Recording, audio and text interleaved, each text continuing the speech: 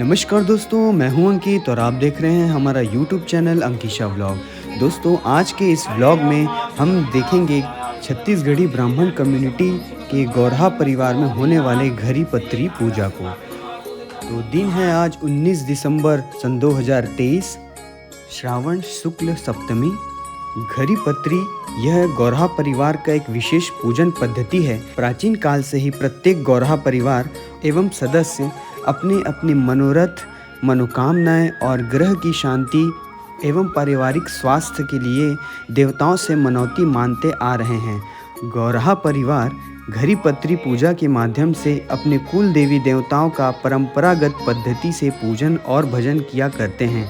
निर्धारित समय घरी पत्री व्रत पर्व के लिए प्रतिवर्ष 2 वर्ष की तिथियां सर्वोच्च मानी गई है। प्रथम है श्रावण शुक्ल सप्तमी, द्वितीय है अगहन शुक्ल सप्तमी। वैसे अन्य शुभ पर्व स्वयं सिद्ध योग पर्वों पर अपनी सुविधा और व्यवस्था पूर्ण पूजन भजन यजन किया जा सकता है। कुल देवी देवताओं का निर्धारण प्रत्येक गोत्र और ऋषि परंपरा से शास्त्र में और गोत्रावली और वंशावली में निर्धारित होता है। गौरहा परिवार का गोत्र कश्यप है और गौरहा परिवार के कुल देवता भगवान विष्णु तथा इष्ट देवी मातेश्वरी महामाया हैं। घरी पत्री पूजन पर्व पर इनके विशेष पूजन का विधान है। इनके साथ ही अन्य देवी देवताओं के भी पूजन का विधान है, जैसे नाग पूजा, द्वारपाल, हनुमान जी, शंकर जी और महामाया देवी का पूजन एवं नवग्रह पूजन। अब आइए जानते हैं गौरहा परिवार की गोत्रावली तालिका। छत्तीसगढ़ में रहने वाले जितने भी गौरहा परिवार हैं वे सभी उत्तर प्रदेश से आए हुए हैं। जब मुगलों का काल था या कह सकते हैं रतनपुर के महाराजा का शासन था, उस दौर में हमें अपने राज्य में पूजा पाठ एवं विशेष यज्ञ हवन के लिए बुलवाया गया था। तो गौर नामक ग्राम से आए हैं, तो गौरहा का सरनेम उपाधि हमें रतनपुर के महाराजा द्वारा ही दिया गया है। वैसे हम हैं त्रिफला के पांडे और ब्राह्मण हमारा सरयू पारी है, गोत्र कश्यप है, वेद सामवेद, शाखा कात्यायनी, सूत्र गोमिल, शिखा वाम, पाद वाम, देवता भगवान विष्णु। तो गौरहा परिवार की थोड़ी सी जानकारी जानने के बाद हमें एक चीज़ ज़रूर समझ आता है कि जितने भी गौरहा परिवार हैं जो छत्तीसगढ़ में निवास करते हैं, हम सब का गोत्र एक है और हमारे पूर्वज 18वीं 17वीं शताब्दी में मुग़ल और ब्रिटिश शासन के दौर में ही उत्तर प्रदेश, जो जैसे कि हमने जाना त्रिफला नामक गांव या गौर नामक गांव से राजाओं के द्वारा विशिष्ट पूजा पाठ के लिए हमें लाया गया। तो ये था कुछ गौरहा परिवार के बारे में मूलभूत जानकारियाँ। अब आगे आप देख रहे हैं कि पूजा विधि जो घरी पत्री है उसे कैसे किया जाता है। अब अगर मैं इसका पूरा डिटेल बनाऊं तो वीडियो बहुत ही लंबा हो जाएगा, इसीलिए वीडियो में हमें जितना भी पूजन का विधि दिख रहा है इसी के बारे में हम थोड़ा जानते हैं। जैसे कि आप देख रहे हैं, ये जो प्रसाद है कुल देवता भगवान शेष नारायण को अठवाई चढ़ाने का विधान है। इस अठवाई में 8 नग रोट, 16 नग रेहन का बोबरा, 1 नग घी से बना रोट, 1 नग तेल से बना रोट और खीर फल मिठाई श्री तुलसी दल पत्र चढ़ाया जाता है।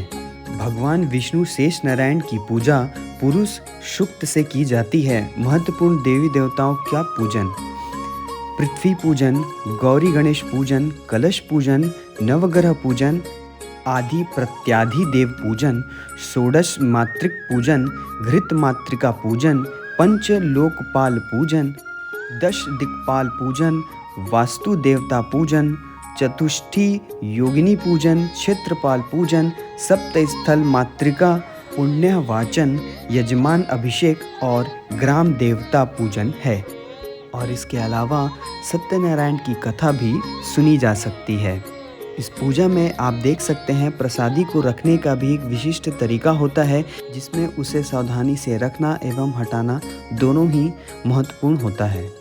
अब इसी बीच हमारे परिवार के मुखिया श्री कृष्ण खिलावन गौरहा जी, जो रिटायर्ड अकाउंट ऑफिसर हैं इंदिरा गांधी कृषि विश्वविद्यालय से, और जो हम सब का एक ही ग्राम पाराघाट, जयराम नगर, जिला बिलासपुर से आए हुए हैं। और उनके साथ उनका पूरा परिवार, हम सब यहाँ पे आए हुए हैं पूजा जो कि लगभग अब ख़त्म होने वाली है और इस पूजा के बाद सत्यनारायण कथा होगा। तो वीडियो को आप देखते जाइए। इस पूजा के आयोजक Shri doctor Deepak Kumar Gauraha, senior scientist, Indira Gandhi कृषि विश्वविद्यालय रायपुर एवं उनका परिवार। तो कुछ ही देरों में सत्यनारायण की कथा शुरू होने वाली है। तो मधुरमय संगीत के साथ इस वीडियो को आगे देखते रहें।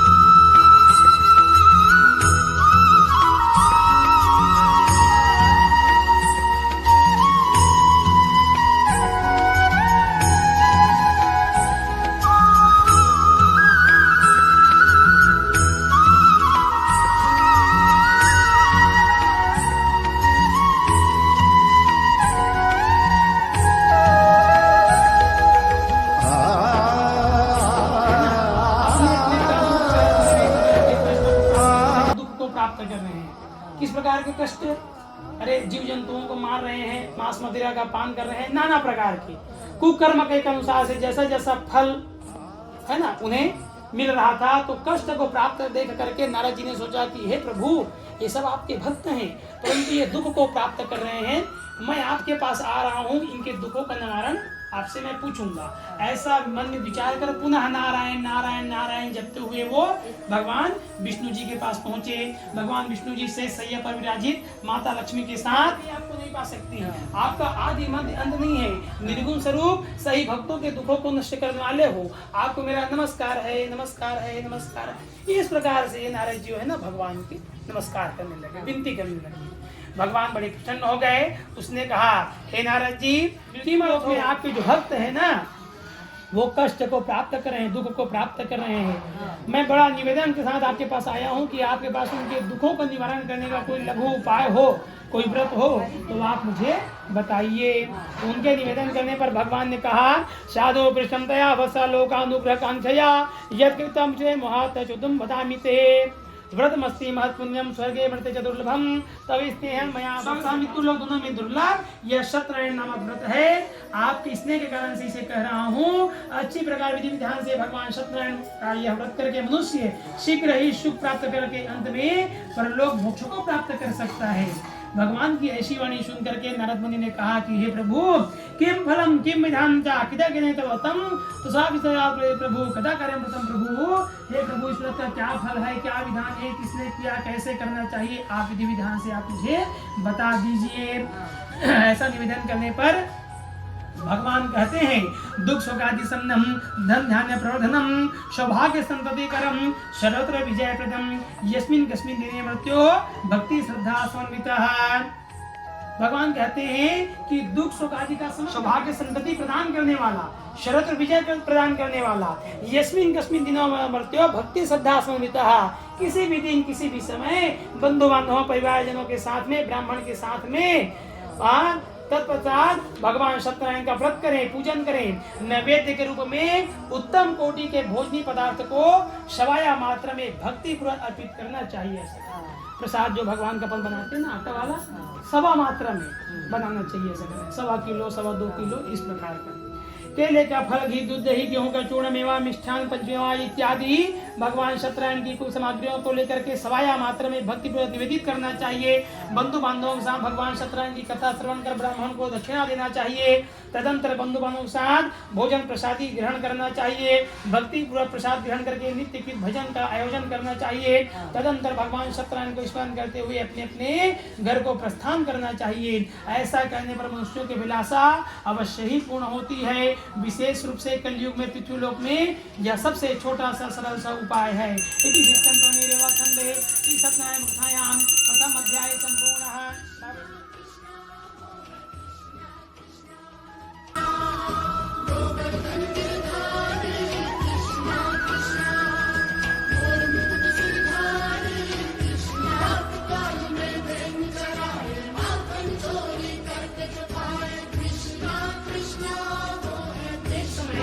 भद्रशिला नदी के तट पर बड़ा मंदिर बनाया था राजा ने। हमारी पुरानी बस्ती घुमाया मंदिर है वंशी राजाओं ने बनवाया। वैसे ही ये जो राजा भद्रशिला नदी के तट पर प्रतिदिन वहां दर्शन करते, कन्या रत्न की प्राप्ति हुई। 10वें मासी वक्त से कन्या रत्न दिने दिने साल शुक्ल पक्ष यथाशक्ति, जैसे शुक्ल पक्ष में चंद्रमा बढ़ता है ना, वैसे ही वह कन्या बड़ी दिव्य थी, सुंदर थी, धीरे धीरे बढ़ रही। इस प्रकार से धन की 3 गति, दान, उपयोग, उपभोग तो स्वतः नष्ट। इस प्रकार से जब उसने असत्य वचन कह दिया कि नहीं मैं आपको देने के लायक कुछ नहीं है, आप दूसरे से मांगो, तुम्हारा वचन सत्य हो, ऐसा कहा। और स्वरूपधारी भगवान को जाकर समुद्र के किनारे बैठ करके मुस्कुराने लग गया। वह कृपण साधु वैश्य, इतना कृपण है कुछ तो दे देता है। वो उसने बुरी को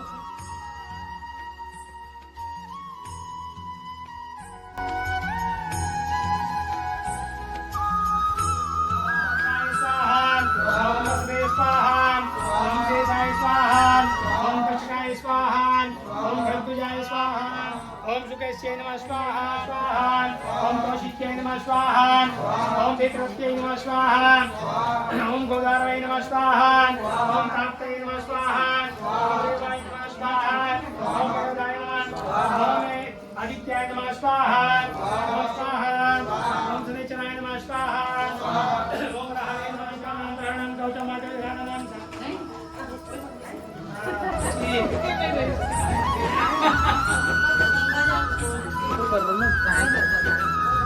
तुलसी नारायण भगवान की जय।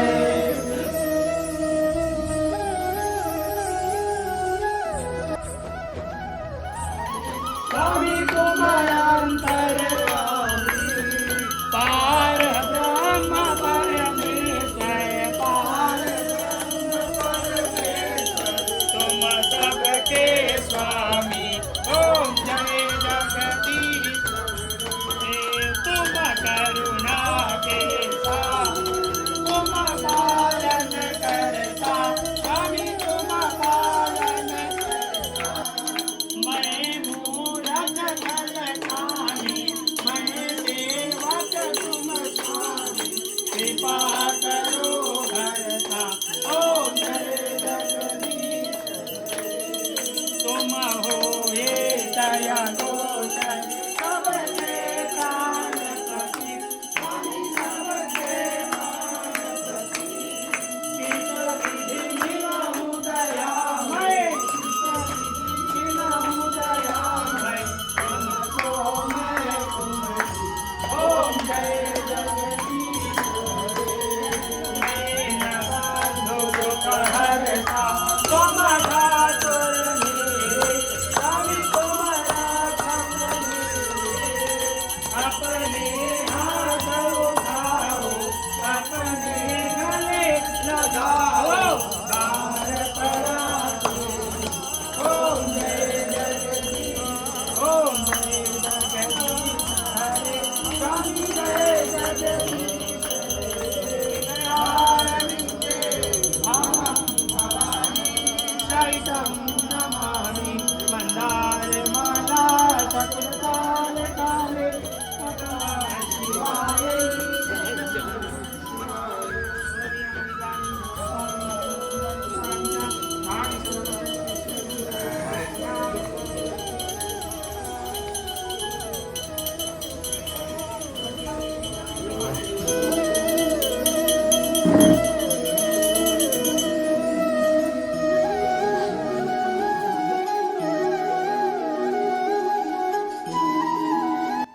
और ये है वो प्रसाद जिसे गौराहा परिवार के सदस्यों को ही खाना पड़ता है।